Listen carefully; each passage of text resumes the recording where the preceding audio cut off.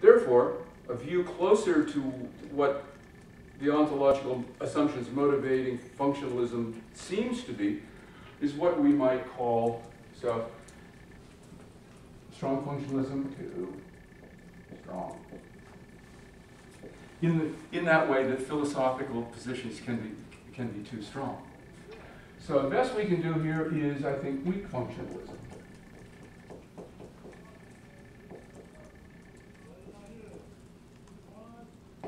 And weak functionalism comes in two versions.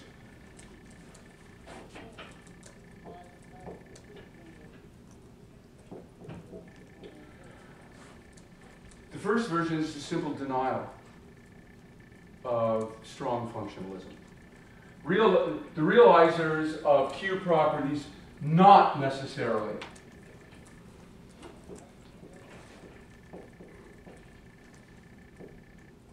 are not necessarily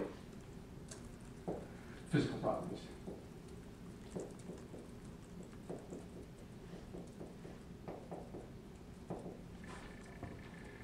Version 2. If this is theism, and this is atheism, then version 2 would be agnosticism, simply neutral on the subject.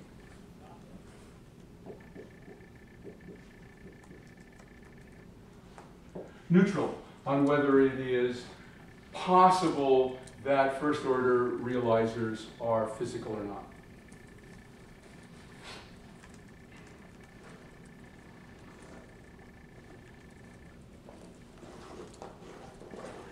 Now, with regard to version 1, if the realizer of a Q property is not necessarily physical, then there's a possible world in which it is realized, but realized by a non-physical realizer. Since properties cannot change ontological category from one world to another, then that Q property, since it is a non-physical property in one world, in at least one world, is a non-physical property in our world too, in our world as well.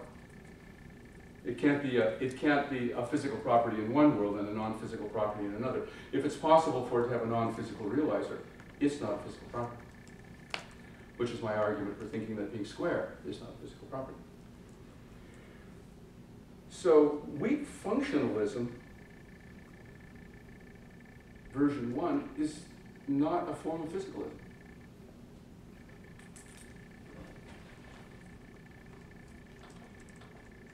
Weak functionalism 2, the neutral version, is not physicalism, is not a form of physicalism, unless it is conjoined with the thesis that the realizers of Q properties must be physical. It is necessary that the realizers of Q properties be physical. So let's call these versions,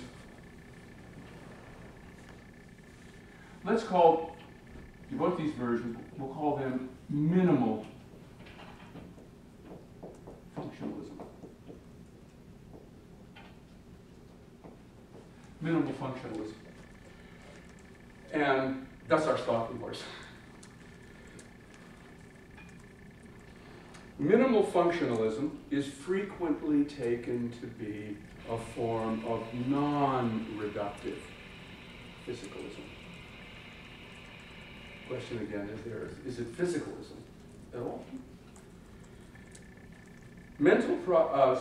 Q properties, sorry.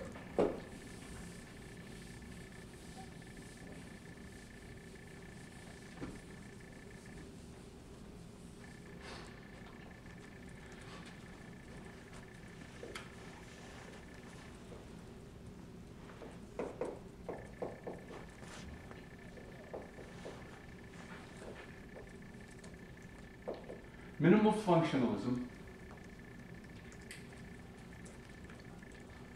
according to minimal functionalism, then, Q properties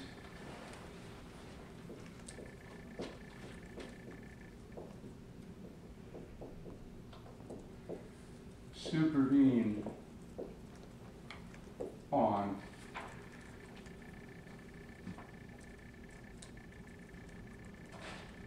physical properties.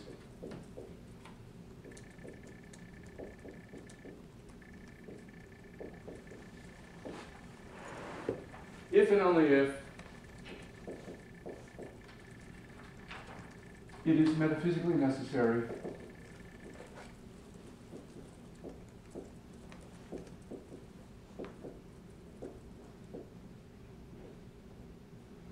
if and only if it is metaphysically necessary that, this is one way of putting it, any two objects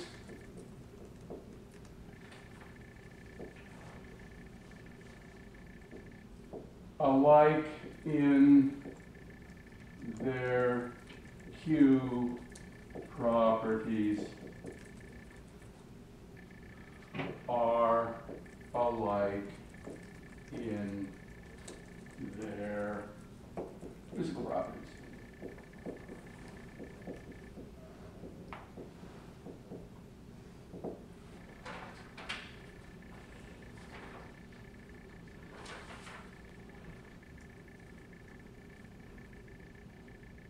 There are flavors of supervenience. Presumably what's involved here, though, is what's called logical supervenience.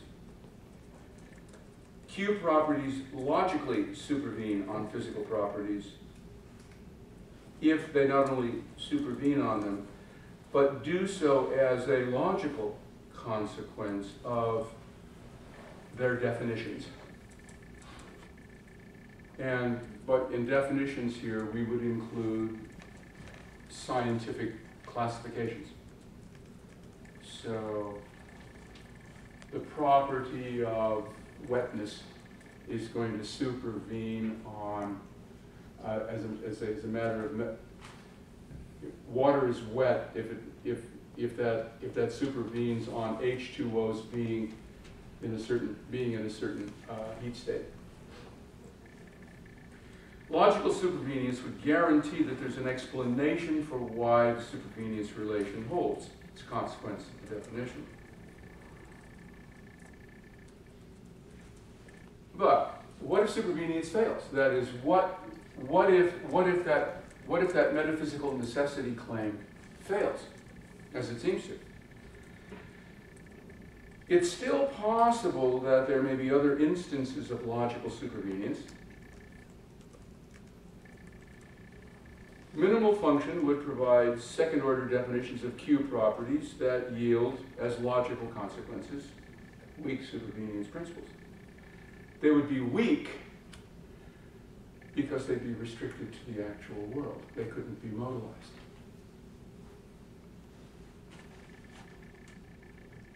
What if minimal functionalism fails? Then all forms of logical supervenience fail. So there could be, we could fall back on, even if all logical forms of supervenience fail, it would be possible to maintain the supervenience of the Q realm on the physical as a brute fact.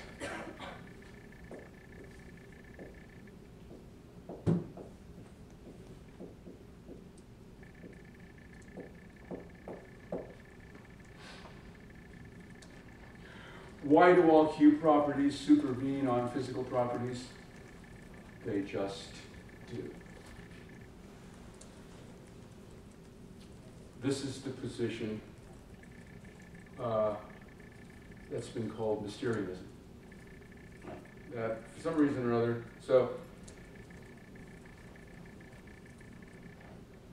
minimal functionalists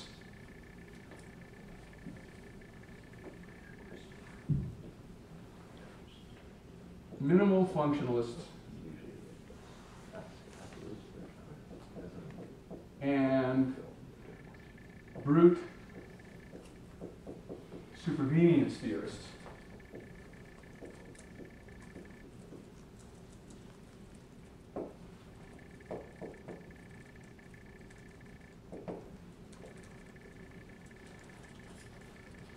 are non-reductive physicalists.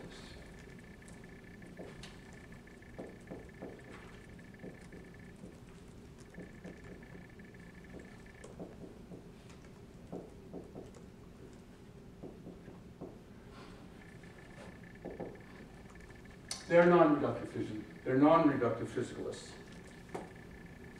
They deny both eliminative and reductive physicalism. Now, there's a problem again with non-reductive physicalism. If Q properties are not theoretically identical to physical properties and do not logically supervene on them, then in what sense is non-reductive physicalism physicalism? Non-reductive physicalism does seem in the end to countenance these Q properties as existing realities. In order to show that non-reductive physicalism is physicalism, you need to have an extra step, an additional indication of the relation between the Q property and the physical properties. Which connection shows that the Q property is physical?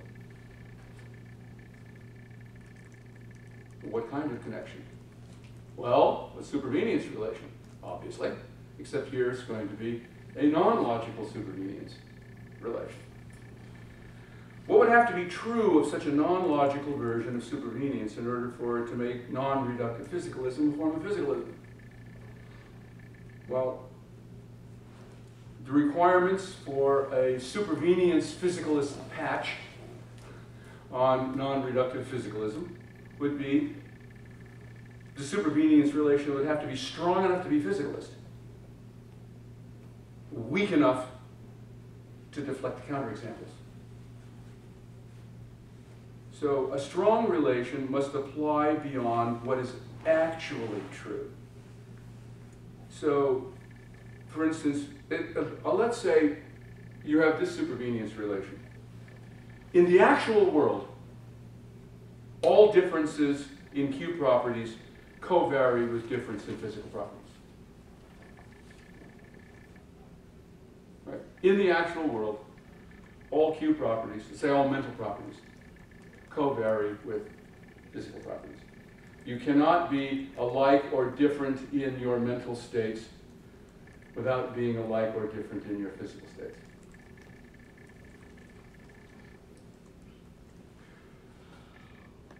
This supervenience relation is way too weak.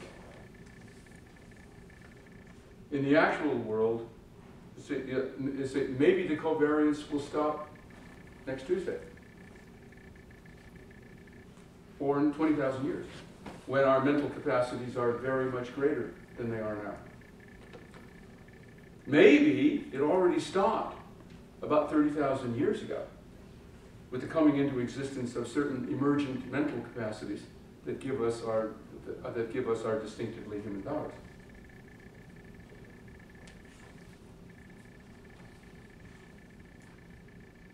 So it seems open to counterexamples. It doesn't rule out the possibility of disembodied beings having those Q properties. So to avoid such modal counterexamples, it is necessary to suppose some supervenience principle that's relativized to the actual world. Frank Jackson provides one example. If a world is a minimal physical duplicate of the actual world, it is a duplicate of the actual world simpliciter. And so he is a duplicate in all mental respects, to which we could generalize, in all Q respects.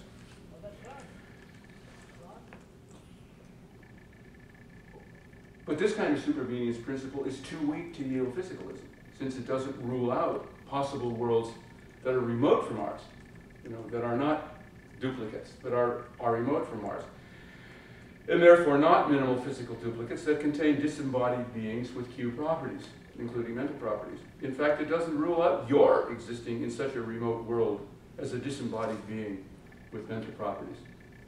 So it doesn't rule out that your modal properties and your body's modal properties might differ. So it's not only insufficient to make the supervenience relation a physicalist one,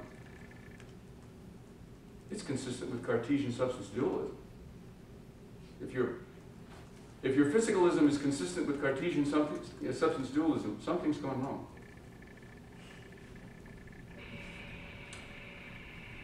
Non-reductive physicalists are committed to the falsity of reductive physicalism. And the whole point of non-reductive, of minimal functionalism and brute supervenience, was to avoid the problems associated with reductive physicalism.